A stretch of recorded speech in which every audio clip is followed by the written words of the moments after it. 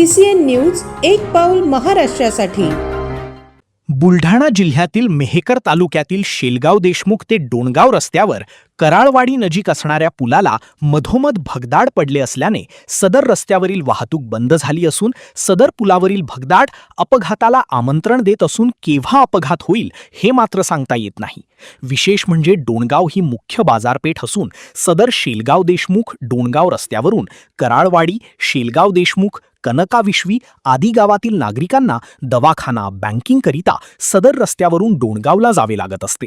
सदर रस्त्यावरील पुलाला भगदाड पडल्याने राज्य परिवहन महामंडळाची बस सेवा बंद झाल्याने नागरिकासह विद्यार्थ्यांचे शैक्षणिक नुकसान होत असून सदर रस्त्यावरील पुलाची संबंधित विभागाने तात्काळ दुरुस्ती करावी अशी नागरिकांकडून मागणी होत आहे।